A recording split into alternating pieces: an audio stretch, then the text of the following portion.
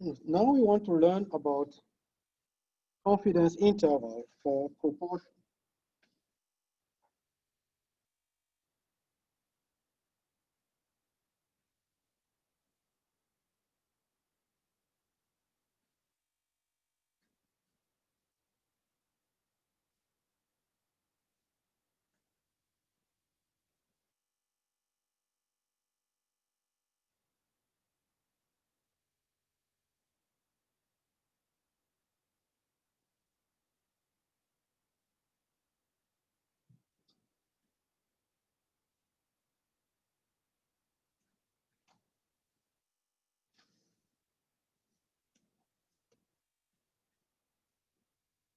We have been discussing so far about the sample mean, which is a statistic and is used for estimating the population mean.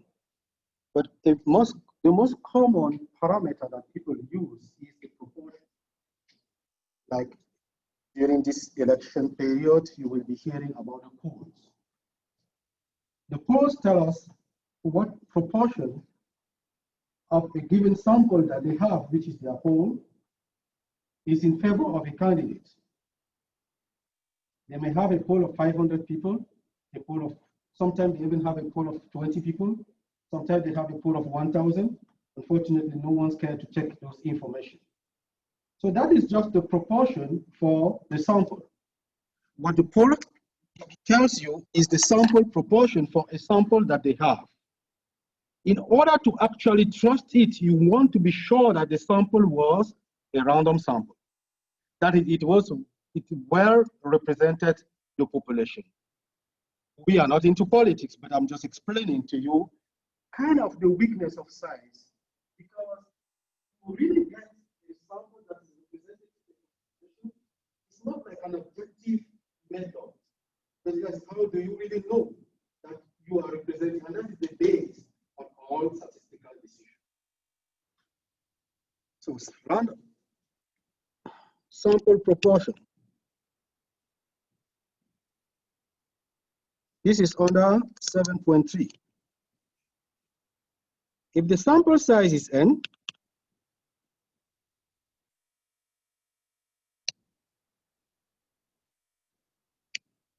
and the number of success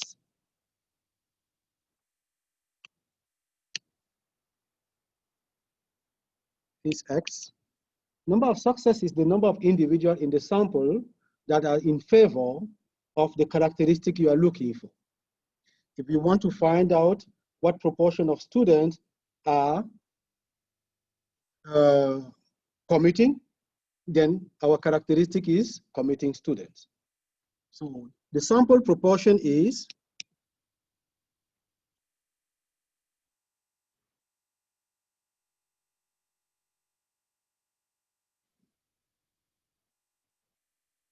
p hat equal to x over n.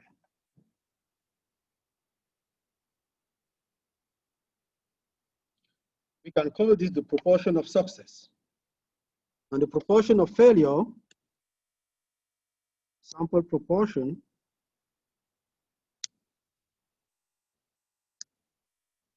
of failure is q hat equal to 1 minus p hat, which is n minus x over n.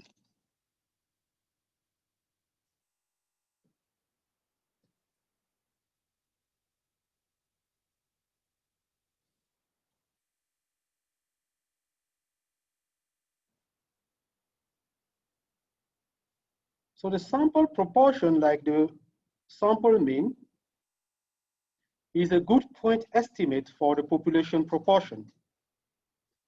Sample proportion is a good point estimate for the population proportion. The mean of the sample proportion is the population proportion.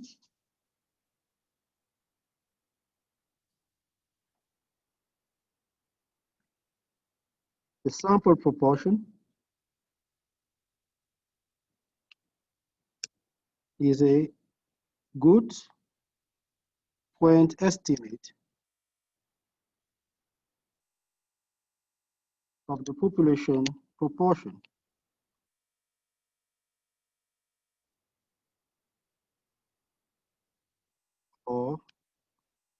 the probability of success.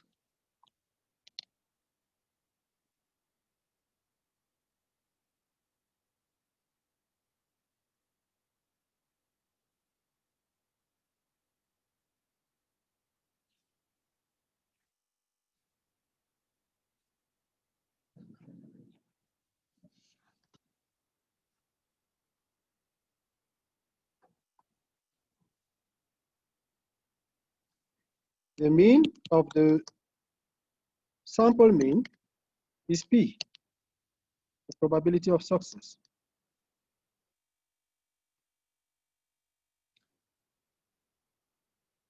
And the standard deviation or the variance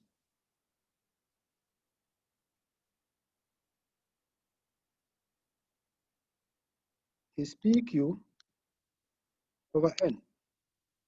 And the standard deviation, which is the standard error of estimate of the sample proportion, is the square root of PQ over N.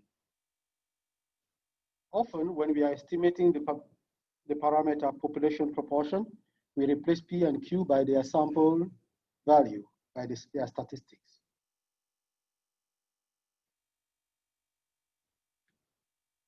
So the condition that will enable us to use the Z distribution for proportion is that if NP is greater than or equal to 5 and NQ is greater than or equal to 5, then P hat is approximately normal.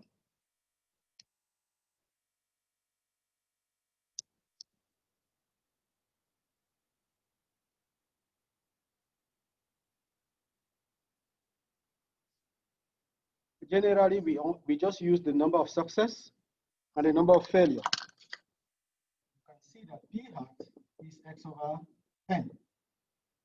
So NP hat is X, the number of success. And Q hat is N minus X over N. And Q hat is N minus X. So we could say that in order to use the Z distribution, we want the number of success and the number of failure to be both at least 5.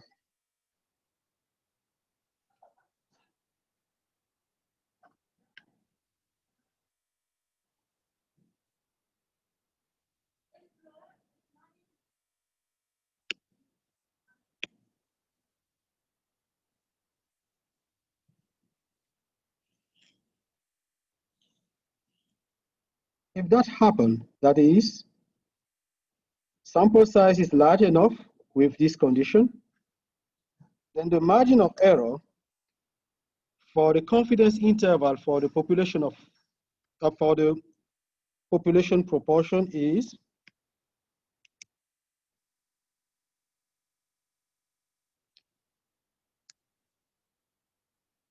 E equals to Z alpha over 2 times square root of PQ over N.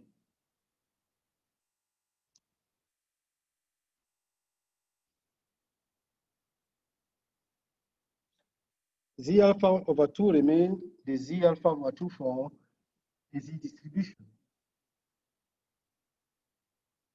That is, for 90%, 1.645. For 95%, 1.96. For 99%, 2.58. So you will see that on the PowerPoint, you have confidence. I can even start from 0.8, 0.9, 0.95, 0.98, 0.99. Z alpha over 2, 1.28, 1.645, 1.96, 2.32, 2.58.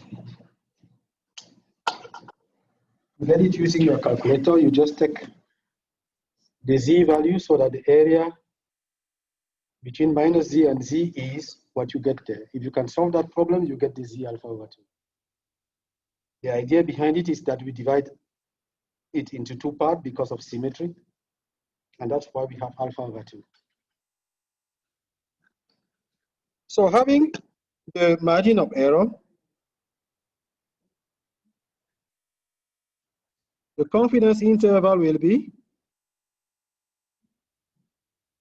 P hat minus E, P hat plus E.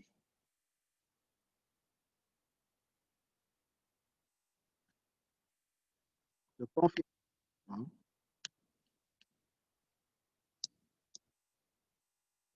is P hat minus E, P hat.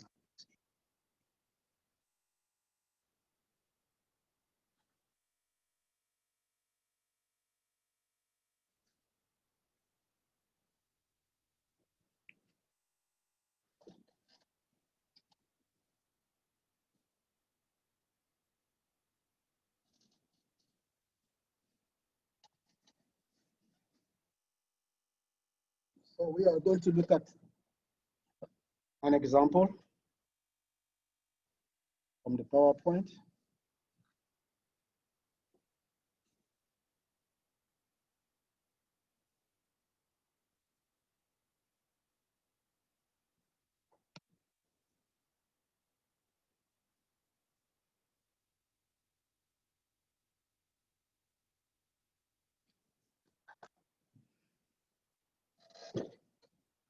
So in this example, we have 800 students selected randomly from a student body of 20,000 and given shot to prevent a certain flu disease during a certain type of flu. All 800 students were exposed to the flu and 600 of them did not get the flu. What do you think should be N here? The sample size. Aaron? What sample were used here? What? 800. Sample size is 800. And the number of success? 600. And the number of failure? 200.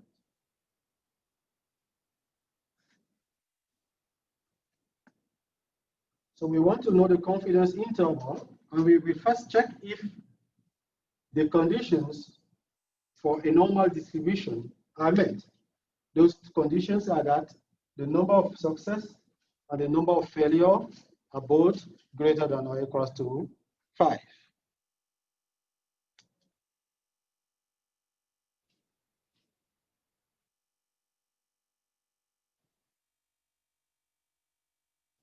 So the sample proportion P hat here is 600 or 800. 0.75. And the proportion of failure, 200 over 800. 1.2.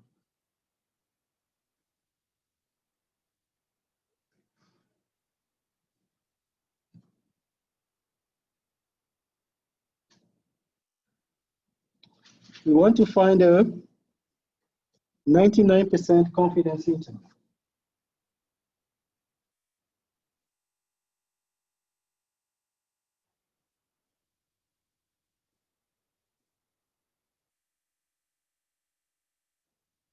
So we will have E equals to Z alpha over 2 square root of P hat over N,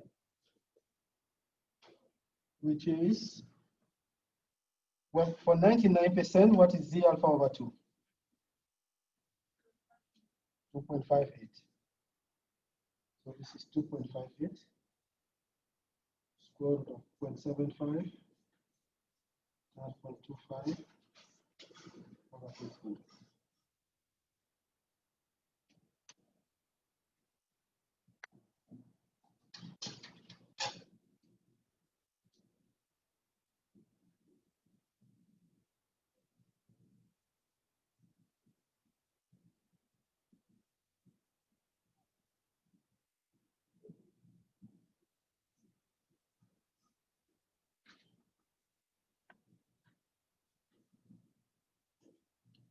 So if you use your calculator, you will find this to be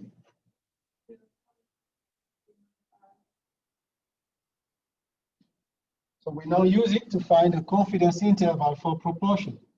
P hat minus E less than P less than P hat plus E, which is 0.75 minus 0.395, 0.75 plus 0.0. There is another 0 here.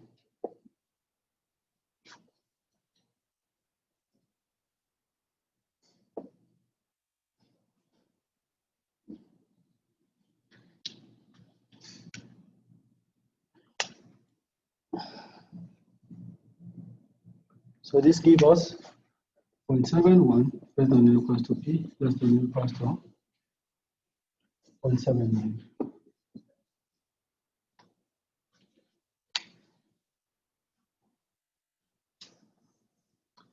Based on this information, if somebody tells you that 90% of people who take the flu vaccines are safe from the flu, will that be right? Will that be right? Not right. So when, as we are discussing the COVID now, when the vaccine comes out, somebody that will hear that it's only 75% efficient will be feeling like this is not good enough. But every year people take flu vaccine with this proportion of success. And the question is, should I take the risk or not? And then you will measure that risk according to your condition. You might feel like I'm not really vulnerable to it, and even if I get the flu, I can fight it on my own. I don't want to take that chance because it is only. Another person might feel like, no, I don't want to take that chance, even if it is 50-50, I will take it. So based on that, you take the decision of what you are going to do. So part of what we are learning is how to make decisions based on scientific evidence. And I would always tell you, science, there's no war against science. Science is not perfect. Only God is perfect. It's not an issue of religion. Because if I am, it's because of God. So that's why I think it's perfect. So, you know, the point I try to make is that we want to make educating judgment. We just want we are learning that. That's a little part of it here. So before we do this, we want to make sure that our sample size is large enough. Do we get this? We want to make sure if somebody does it without a large sample size is a wrong information, and we might not know. So you can use your calculator to do this. Maybe we will use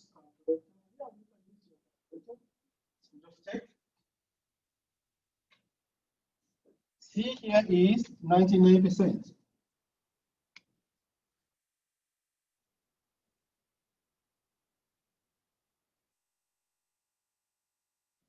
Use your calculator. As you can see here, you go to start, then choose one S, one proportion Z interval. It's about interval.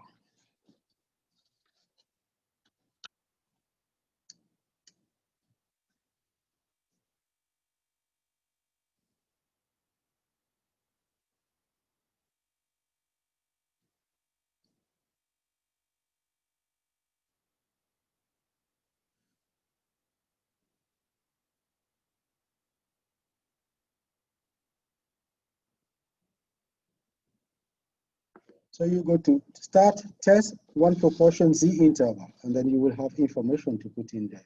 If you have trouble knowing what information, just ask me. I'm waiting for that now before we move to the next step.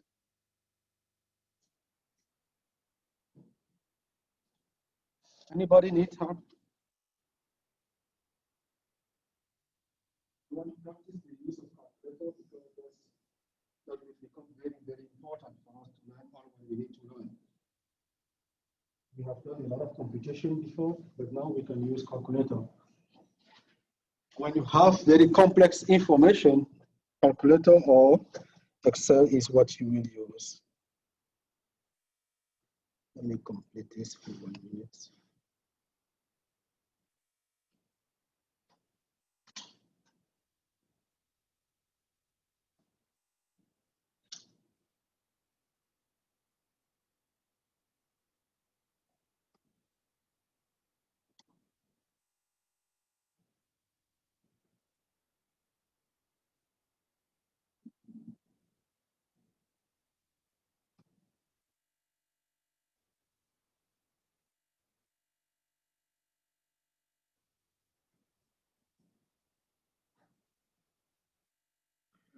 So whenever you have results from a poll, remember that that result is from a sample, and you need the confidence level, the margin of error, which is E, to be able to determine within which interval is that given.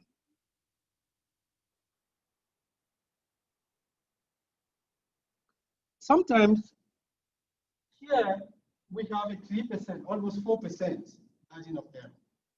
We have a 4% margin of error here with a sample size of 800. So sometimes we don't want to have a large margin of error. We may fix our margin of error and want to decide what should be the sample size. The smaller the margin of error, the larger the sample size should be. And depending on what you are trying to do, in some cases, it is very difficult to get enough individual for your sample. So what is the minimum sample size?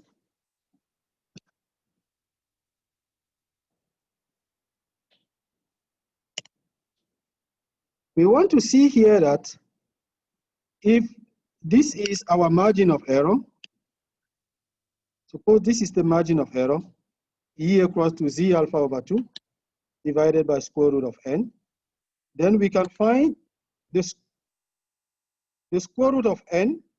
If we know E, square root of n will be Z alpha over 2 times square root of PQ divided by E. So n will be PQ, because there was already a square root on it, Z alpha over 2 divided by E square. This is the formula for the minimum sample size.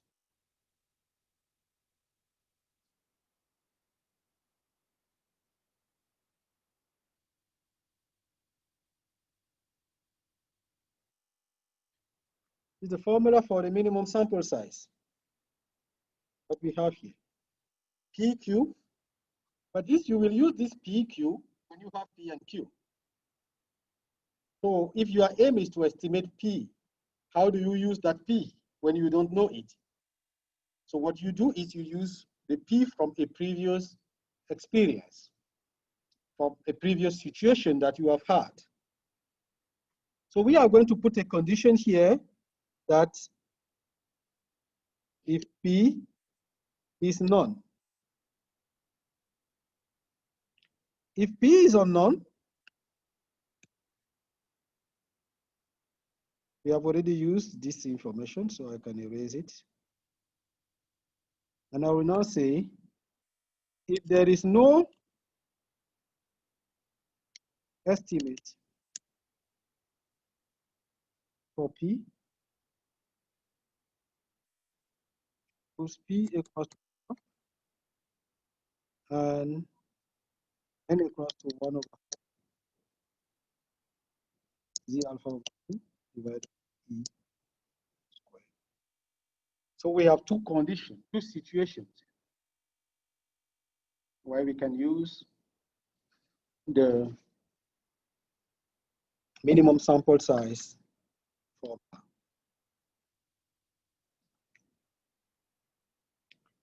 Let's look at an example where we need this.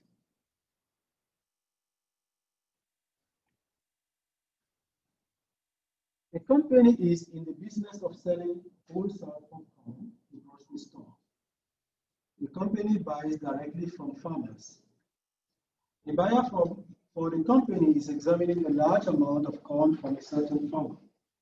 Before the purchase is made, the buyer wants to estimate P, the probability that the kernel will pop. Suppose some random sample of n kernel is taken and out of this kernel pop. So what is the problem here? You want to buy corn to sell, so you want it to be good. So you want to know what proportion of corn from this farmer are actually going to pop. You're not going to pop all its corn, you will pay for it. So you want to buy a small portion of it, try it. But now you want to try it and be sure that what you have tried is giving you a reliable information. If you buy just some few of them, you might not be sure if the proportion that you are getting from that few is very close to the actual proportion for all the corn that are sold in that. So you will determine what is your margin of error. And that's the situation we have here. The buyer wants to be 95% sure that the point estimate he had will be in error either way by less than 0.01, by 1%. So if you get it 80%, you will be sure that this is a good approximation. If you get 90%, if you put error by 4 and you get 80%, it could be 76. So for that reason, we are going to start with no preliminary study is made. So we have no preliminary information about P, meaning that P is unknown.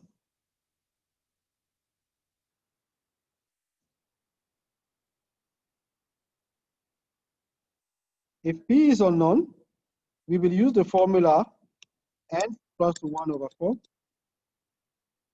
square root of, I'm sorry, not square root, square 1 over 4 z alpha over 2 over square.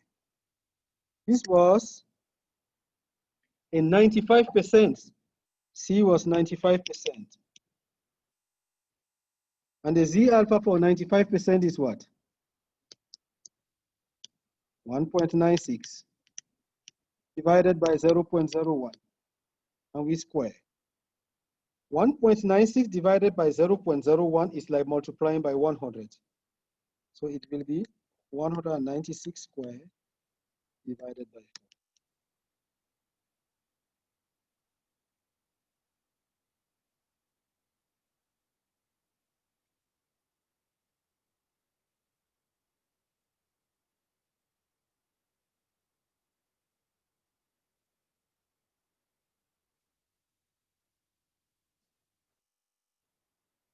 What do we get here?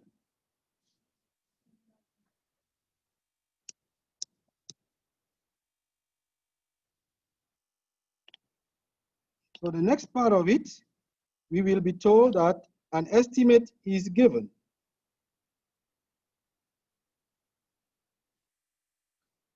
So a preliminary study showed that P was approximately 0.86.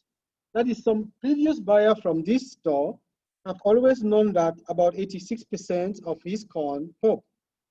So what will that help you to do? We go back with a preliminary estimate of 0.86.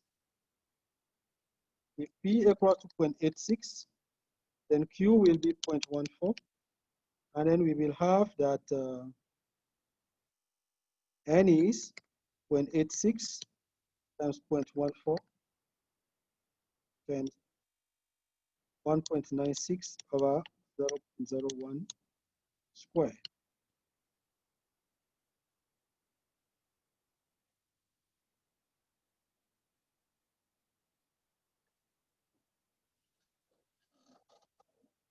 Pardon? Anybody has the answer?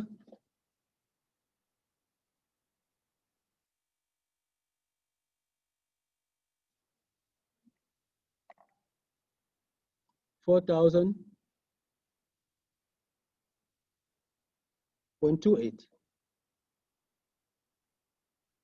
0.28. So we will just make it 46.26.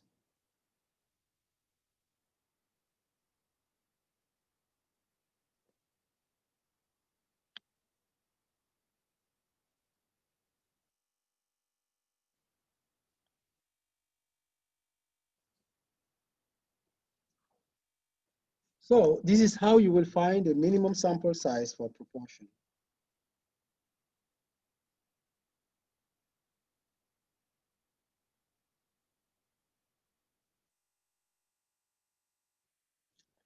Last section for this chapter, estimating difference between the mean and proportion.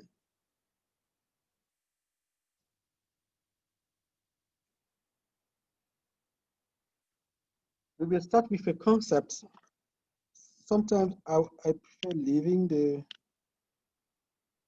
PowerPoint and explain it goes a little faster. So we are going to be dealing here with independent samples. We say that two samples are independent if the values cannot be paired, like before and after, left and right. For example, if I want to measure the strength of my left hand with the strength of my right hand, and I want to determine if left hand strength is bigger than right hand strength in general. If then my data are depending on the individual from which the left and right strength are taken. So we will say that those samples are dependent. If mistakenly I decide to go and measure all your left strength, I measure for everybody. Measure all your right strength and measure for everybody. And compute the mean and compare, does that make sense? It will not make sense. I cannot conclude that left hand strength is generally stronger than right hand strength.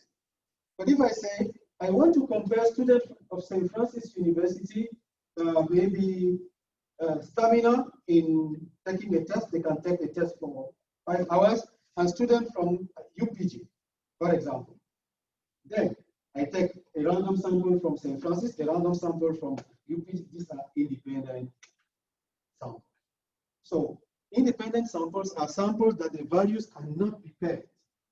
Dependent samples are samples that the values can be paired. We need this information because in dealing with two populations, we are going to be dealing with two random samples. Remember that we say when we get a random sample, we are actually conducting a probability experiment which defines two random variables from population 1 and population 2.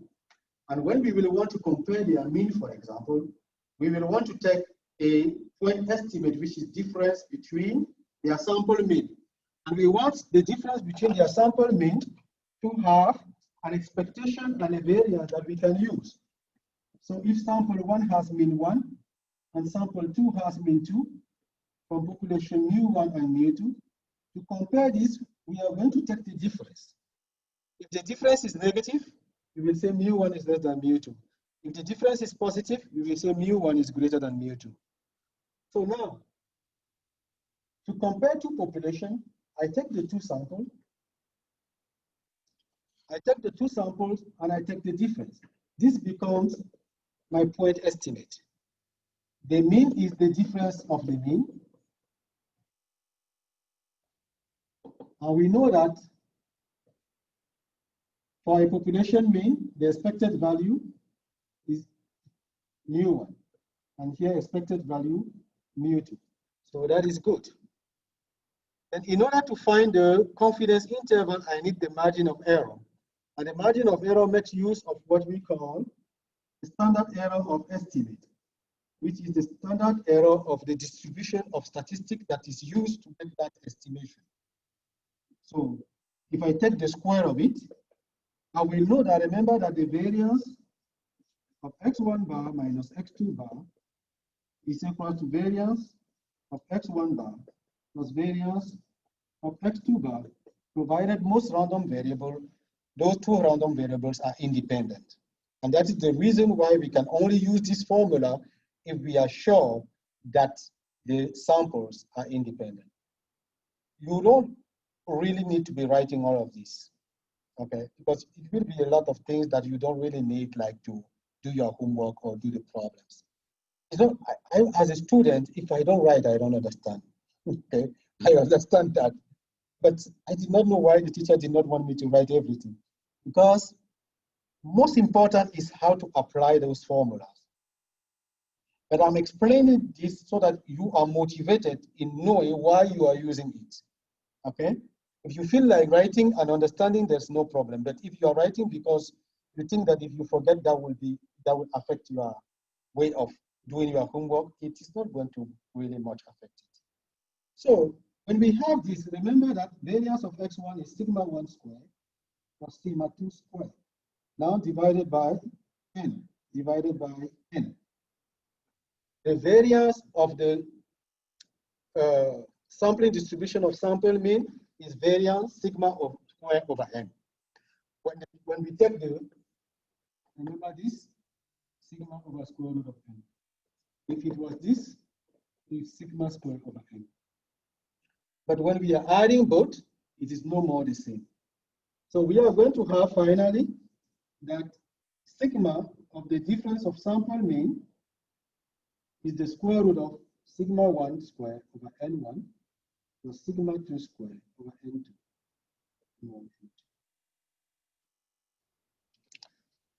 So let me write something so that you have some writing.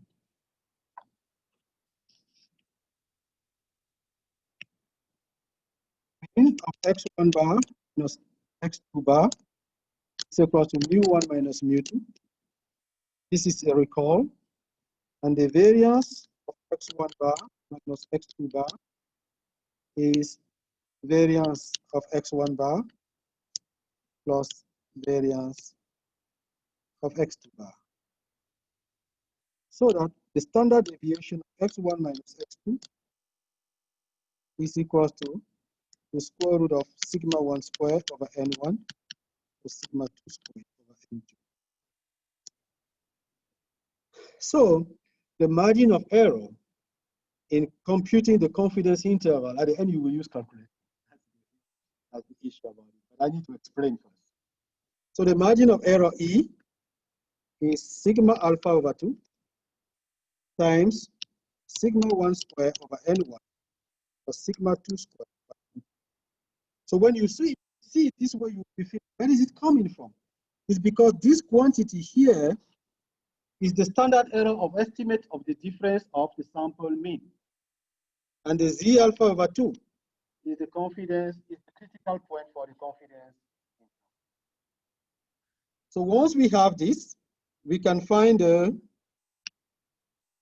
confidence interval by subtracting the margin of error from the point estimate.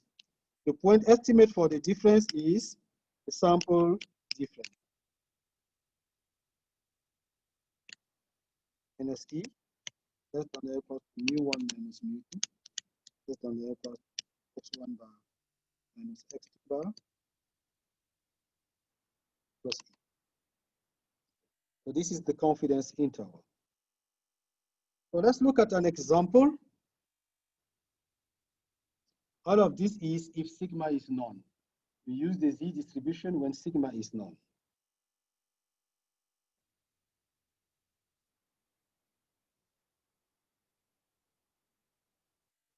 So independent sample, I just explained that to you. When sigma 1 and sigma 2 are known, we use the Z distribution. So this is the margin of error for the Z distribution. All is written here. If you forget, you can go back to the PowerPoint on your note on Canvas. And let's do an example. In this example, we want to compare two populations. Can somebody read this example? Thank you.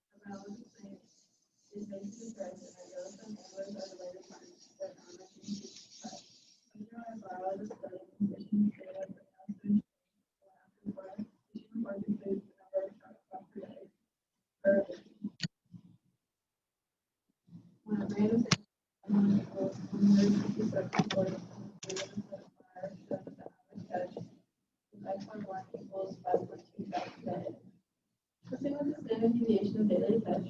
A freshman during this period was sigma 1 equals 1.9. Another random sample of n2 equals 125 for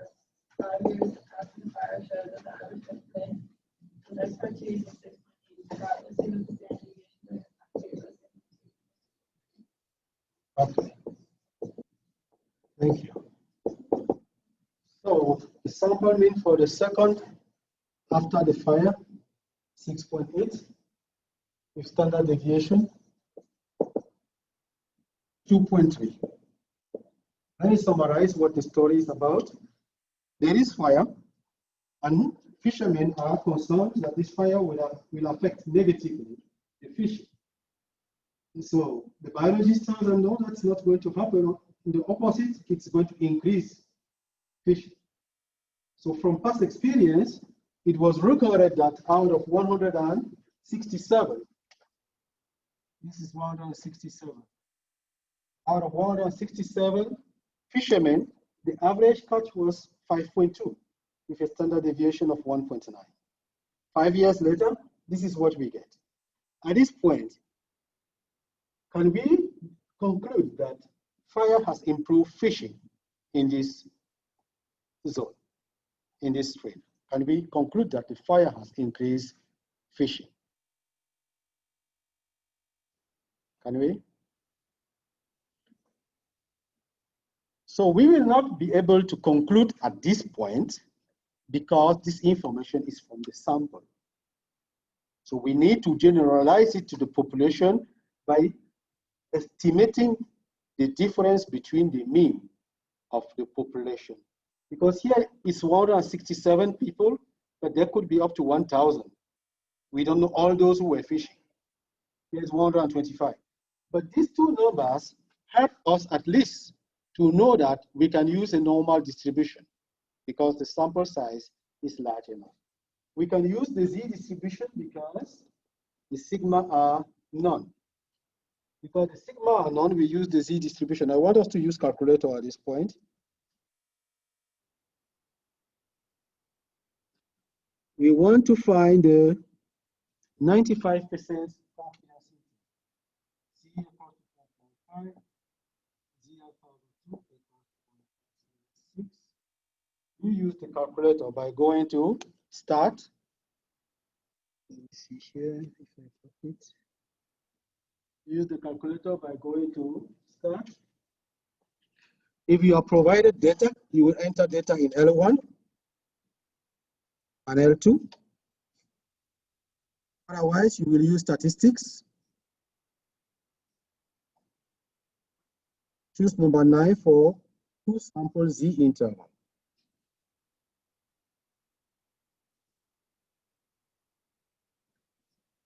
Then you complete the information.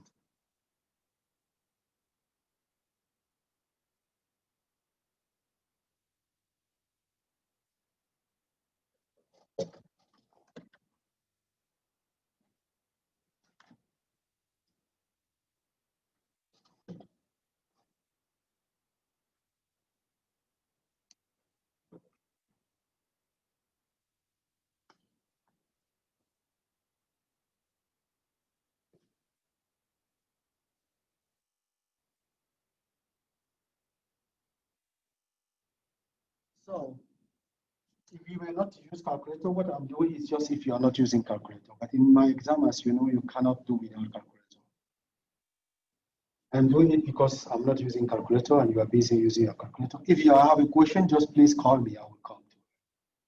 So we have E is equals to Z alpha over 2, square root of sigma 1 square over n1, sigma 2 square over n2, which is 1.96, square root of 1.9 square over 167, which is 2.3 square over 125. If I do this, I will get about 0.5. X1 bar minus X2 bar is equals to 5.2 minus 6.8. So we use this equals to minus 1.6. So we are going to have minus 1.6 minus 0.5 minus 1.6 plus 0.5. It's minus 1.1 No, this is minus 2.1.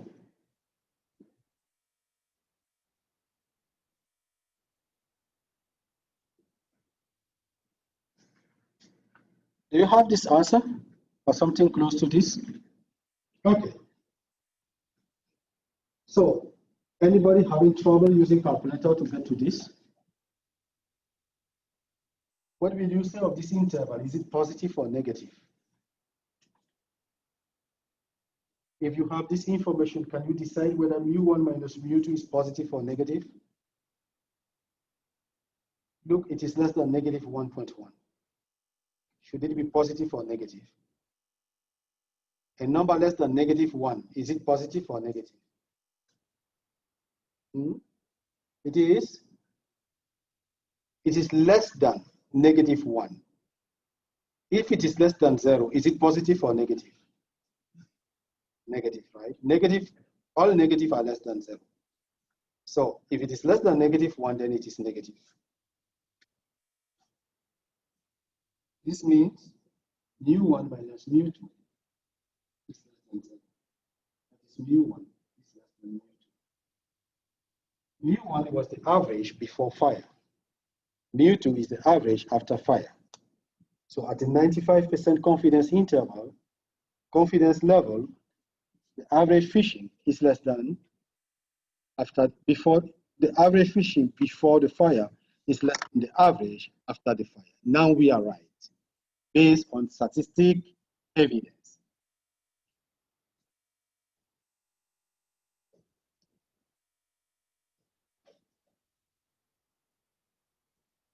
So if sigma 1 or sigma 2 are unknown, we will use the T distribution.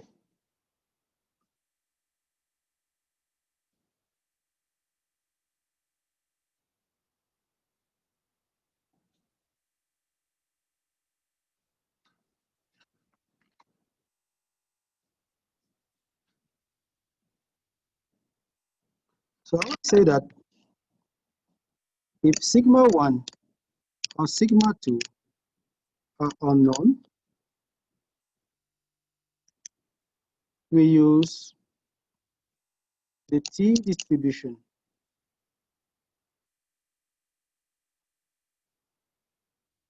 Now we are using the T distribution, we need to know the degree of freedom. Degree of freedom is the minimum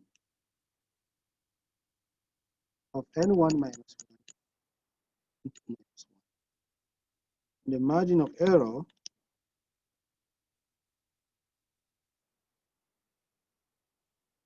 is T equals to T alpha over 2 square root of S1 square over N1 S2 square over N2.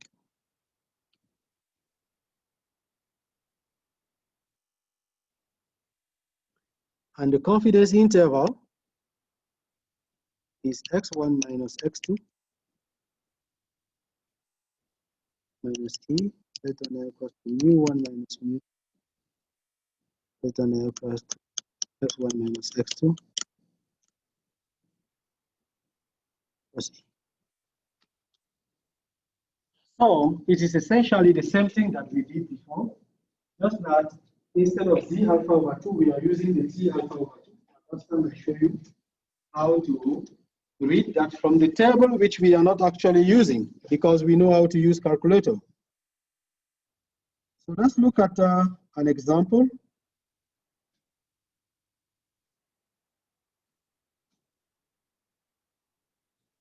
So what happened here with the T distribution is that because we don't have the standard deviation of the population, we are using the sample standard deviation as an estimate of the population standard deviation. And that is compensated by a different critical value, which is obtained from the student T distribution.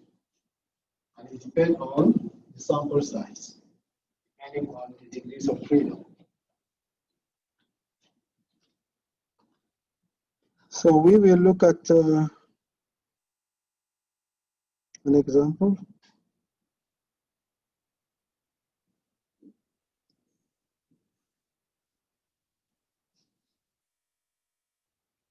Alexander Bobery is a professor at the Medical School of the University of Zurich, where he is director of the sleep laboratory. Dr. Bobery and his colleagues are experts on sleep, dreams, and sleep disorders. People have trouble sleeping, so there's doctor for sleep now. In his book, Secrets of Sleep, Dr. Bobery discussed brainwaves, which are measured in hertz, the number of oscillations per second. Rapid brainwaves are in the range of 16 to 25. Slow waves are in the range of 4 to 8.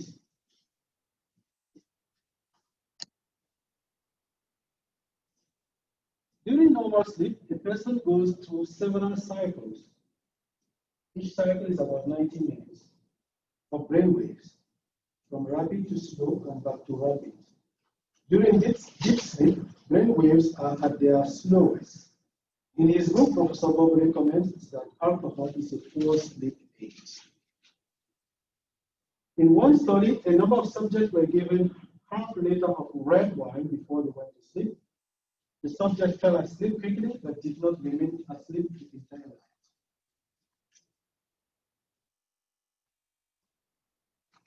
Towards morning, between 4 and 6, they tended to wake up and have trouble going back to sleep. Suppose that a random sample of 29 college students, each 21 years at least. This study was made in Germany. You can drink at any age in Germany. In the US, you have to be 21 before you drink. So the first group with 15 students was given half a liter of red wine before going to sleep. The second group of 14 people were given no alcohol before going to sleep. Everyone in both groups went to sleep at 11 p.m. So all of this information plays into the result, the final result. I want to draw your attention in different aspects of science. So somebody might come and feel like the outcome of this result was based on the sampling technique or the experimental procedure that was used, and adjust it and make his own publication that will challenge this one. So, but in the absence of another study, we use what is available. So assume the average brainwave distribution in each group is non-shaped and symmetric, and help us to resolve the issue of the population is approximately normal. So we will get this information. If we want to use data, we will enter this into the calculator. But to save time, you can still use statistics. You can use data when you get home. Enter these values into your calculator. But for now, we are going to use statistics because we have statistics as well. So let's write down the statistics. N1 is 15. X1 bar is what? 19.65. And S1, the standard deviation from the first sample, 1.86. From the second population, N2 is 14. S2 bar is 6.59. And S2 is 1.91.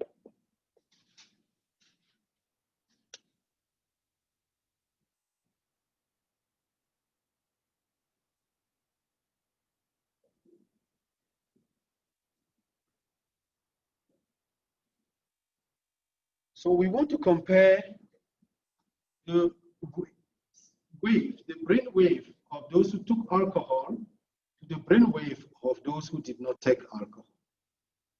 We can see from the sample here that the brain wave for those who took alcohol is much higher than those who did not take alcohol. But it is not yet a statistical information. We cannot tell whether it is statistically significant until we compute the confidence interval for the difference of the mean. So you will go to Start, Test. We want to test at 90%. Changing this can also make a difference in your result.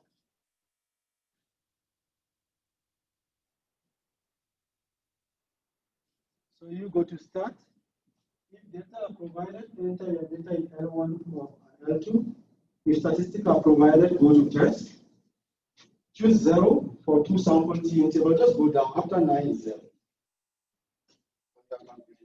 Start. Test. 2 sample T interval. And then we have the information that we need right here.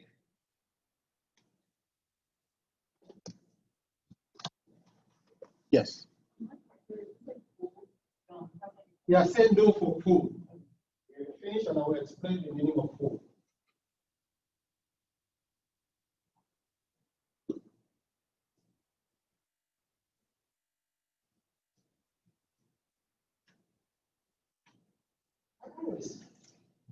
I'll explain full because I don't want students to be confused. But I will tell you, and you might not even feel like it's confusing. So what is the confidence interval?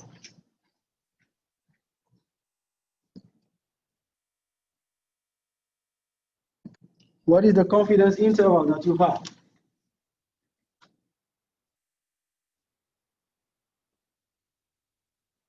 What is the lower value? Anybody? Yes. 11.86. And the upper value? Somebody has something else? You have something else. So it might not be exactly the way what we have on the board because the book is using the table, the T distribution table, which is an approximate value of T alpha over 2. And your calculator doesn't really care about approximating, rounding up. Yes. Two sample T interval. Interval, not test. I'm going to start test next week. Any questions?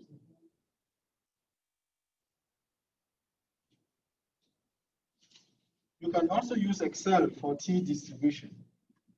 Enter on A, B, and then highlight and choose 2 sample independent tests. Or Excel.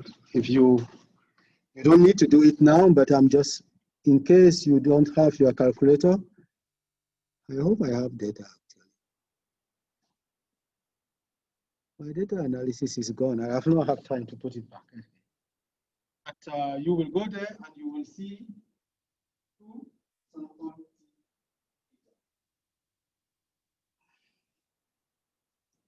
What do you think? Can we say that mu1 minus mu2 is negative or positive? Positive. Mu1 minus mu2 is positive. So mu1 is bigger than mu2. mu1 was the average weight for those who took alcohol. mu2, the average weight for those who did not take alcohol. Higher weight means poor sleeping quality. So when you drink alcohol, it just gives you the impression that you are sleeping. You are no more worried that you are not sleeping, but you are not really sleeping. That's what it's telling us. It's true that when the effect of alcohol will finish, some people will sleep until 2 hours. So, but we may get back to say, what quantity of alcohol did they take? Maybe that's what people can challenge. That's what I want you to be open about. So, if you're a scientist, somebody challenge you, don't take it personal.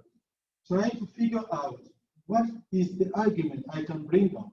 But tomorrow you guys are going to be scientists and you will be doing research and you will have a lot to look for. You should know what I am looking for. And we have one more thing to do before we go so that we finish this chapter. confidence interval for the difference of proportion. Okay, coming back to pool. You use pool if you are told that the standard deviation of the population are the same. The standard deviation are unknown, you use the t distribution. If they are unknown but known to be the same, for some reason, you use pool, otherwise you say no. Standard deviation for proportion. To do standard deviation for proportion, we will want first that the sample size should be large enough, and that will mean that NP is greater than or equal to 5. Because there are two different populations, we will want N1P1, N2P2, N1Q1, N2Q2, all to be greater than or equal to 5. When that happens, we can use the Z distribution to find a margin of error. I'm not writing at this point because it's just those same type of things I will be writing. So let's look at this example. In his book, Secret of Sleep, Professor Boberly again described research on dreams in the sleep laboratory at the University of Zurich. During normal sleep, there is a phase known as REM, that is rapid eye movement. For most people, REM sleep occurs about 80-90 minutes or so. And it is true that and it is thought that dreams occur just before or during the REM phase. Using electronic equipment in the sleep laboratory, it is possible to detect the REM phase in the sleep phase. The person is wakened immediately after the REM phase. He or she usually can describe a dream that has just taken place. Based on the study of 650 people in the laboratory, it was found that about 1/3 of all dreams report contain feelings of fear, anxiety, and aggression. So the question is, how can we resolve that so that I don't have to read all of the story? So the experiment will consist of creating a good mood on people by letting them watch a comedy before they sleep and see whether they are going to get nightmare or not. So there are two groups here. The first group is made of 175 people, and 49 of their dreams were feelings of anxiety. Let me write that here. So we are recording information that we will need. N1 equals to 175. X1, the number of success, equals to 49.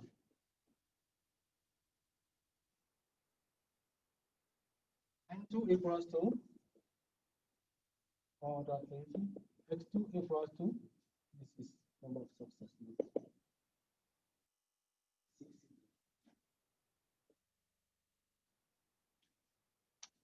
So for us to use a normal distribution, we want this number to be bigger than 5. 175 minus this should also be bigger than 5. This is bigger than 5. 180 minus 63 should be bigger than 5, which is all true. So we can use a Z distribution.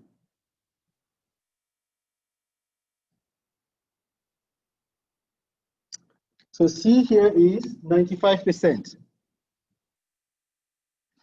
C equal to 95%. When you are using your calculator, let me be doing the manual work that should be done. So to use your calculator, I think I didn't put it here, but you can just go to Start, Test, and to proportion Z interval. Something like that. If somebody sees interval with proportion, to proportion, interval, let us know what you are reading there.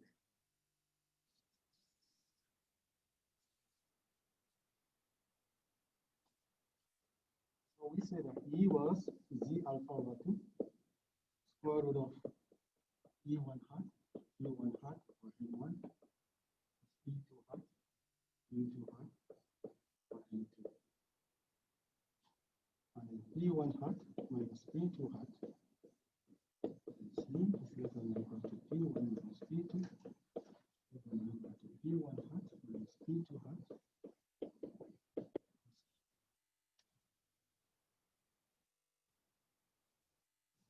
Are you able to see where to do this calculator?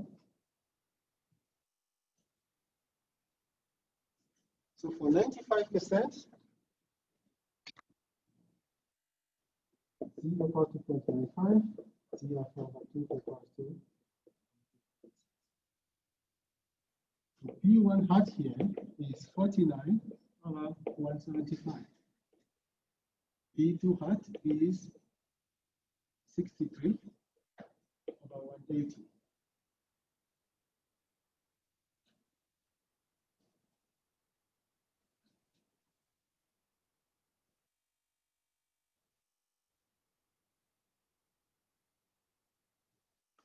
We have those values here. 0.36, 0.35, and 0.65.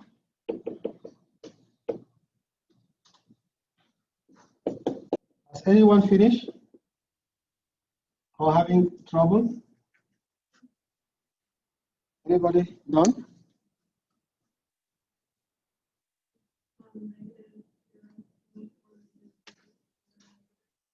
Okay. You have the same answer. So we can use calculator easily. You can go through the PowerPoint if you want to learn the mathematics of it. Is this interval a negative or a positive interval? It is none of the two, right? None of the two, which means it can be 0. So there's no difference. So meaning that comedy does not really prevent you from having watching comedy. Though the conclusion will be here that good mood is not, but who tells you that watching comedy provides good mood? That's another question.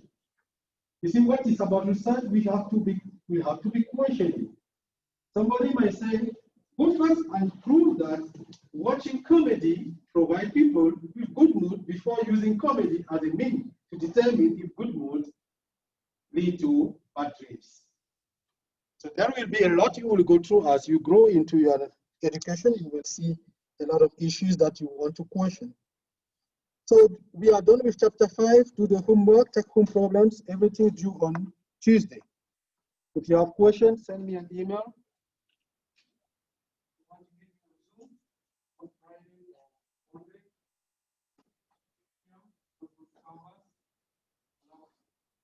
Join with the link which is on Canvas.